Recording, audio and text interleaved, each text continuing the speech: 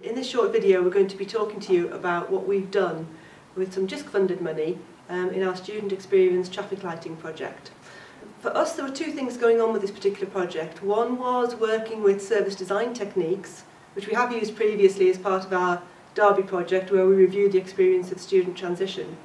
This time we extended what we'd done from the service blueprinting and started looking at things like personas and also storyboarding. The other major thing about the project was the project itself, is what we were trying to achieve, which was to scope out a data warehouse of information about students that goes beyond what we would normally be able to access through learning analytics, through things like attendance monitoring and attendance at the library, but also some of the softer data around the student engagement, or engagement analytics as we've come to call it, at the university, around things like, are they a student rep? How well they settled in? Did they attend induction? We originally said we were looking to scope out a dashboard of information which would be for staff to use, but as time went on it began to be clear there would be a different need for different types of information according to who was actually viewing it. So one view might be for programme leaders, one view might be for module leaders, one view might be for the students themselves, for them to be able to assess their level of engagement with the university in its broadest community sense. So the key thing about it was also the contextualisation, how that information was actually going to be used. So one set of data for one student, because there is no one student journey, one set of data for one student might look quite different for another student. So it was quite important that we actually worked with academic staff to make sure they could access the information that was going to be crucial to them and their students and the sorts of subjects that they were teaching. I've had quite a diverse, albeit central, role in the project's work. As well as the service design work that we've carried out, I've also helped to complete a variety of data research and literature analysis that has also given the project some hard evidence, both from within the institution and from across the sector. More importantly, my role has been a key part of implementing service design within the project. As a recent graduate from Derby myself, I've been able to bring a student perspective to a lot of the things we've done, often reflecting upon the experiences of myself or my fellow classmates and friends, to highlight positives or negatives behind some of the processes and systems already in place, or any proposed changes that we have discussed. One of our core values is to achieve a high-quality student-focused learning experience. The work that the Settle project has been undertaking has shown that a deeper understanding of student engagement and their personal journeys can bring benefits to both the learner and the teacher. Any dashboard that we may create would allow our teaching staff to see much more effectively which of their students is or is not receiving that high quality experience, or dealing with what we may describe as critical incidents either academically or personally, and may therefore need added support. For the student to have access to this tool as well would not only support this aim further, but would also help our students and staff to build a closer and more effective working and learning relationship with one another.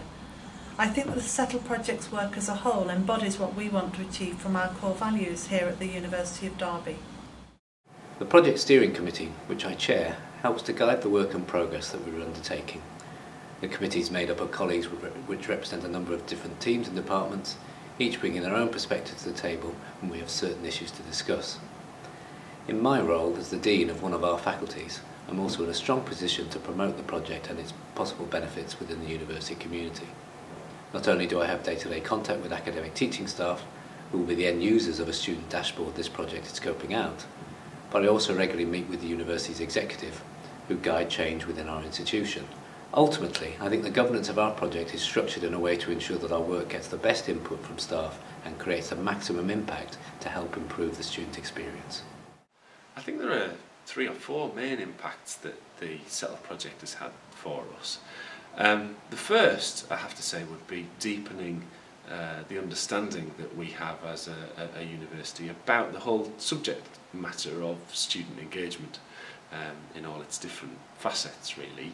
The second would be that actually it brought together people from across the university to really collaborate and explore the different perspectives of student engagement from the different parts of the community within the university, and not least, of course, from students.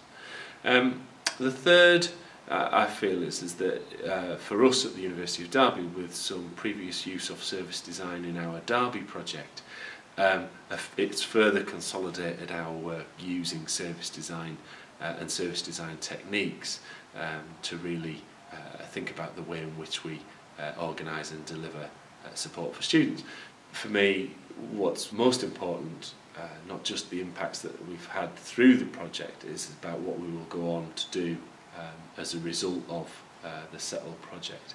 And I think working through our Student Experience Subcommittee, we can take forward the recommendations that the Settle project will make and seek to embed the understanding that we have of student engagement, not just in any dashboard that we may produce, but in the way in which we think about engagement at the University of Derby in all of its different facets. And that has to become a little bit more of the way in which we go about our business rather than just the result of a specific project.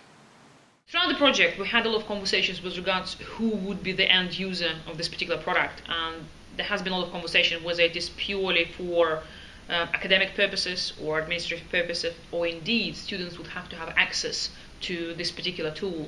It has been agreed that surely one of the first instances where it could be used effectively, certainly for the access of the program leaders and module leaders and personal tutors that will allow to access information about students' progression.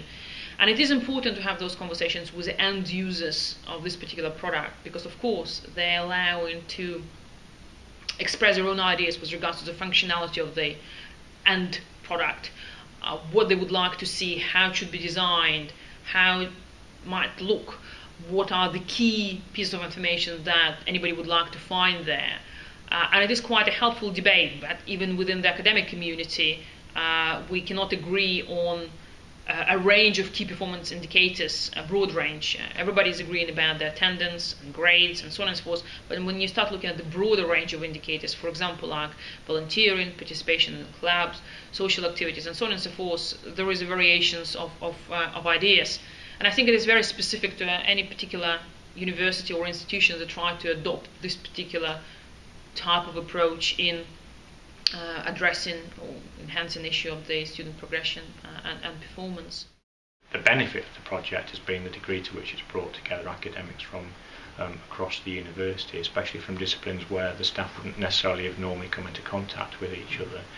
And we've been able to look at kind of the past history of some of the students that we've taught, how we've encountered problems of engagement in the past, some of the early signs that we've seen, and you think, actually, I wonder if that's what other people see, and then put some of those things together in a package of indices of potential withdrawal from a programme or assignment when they come back.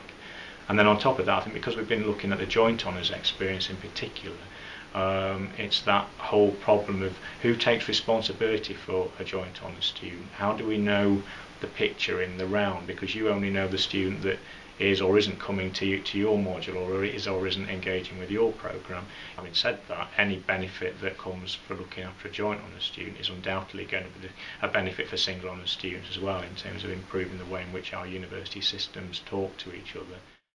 Having this kind of dashboard would be extremely helpful, and I think we can't go forward without this. I think it's absolutely essential. We would be able to improve the student experience dramatically. We've been talking this today over lunch about what the benefits and the outcomes would be in terms of modules, in terms of program leaders, and in terms of the student experience. And at the end of the day, that's what really counts, is the student experience. So I'm very positive about this, and the sooner we can get it, the better, really.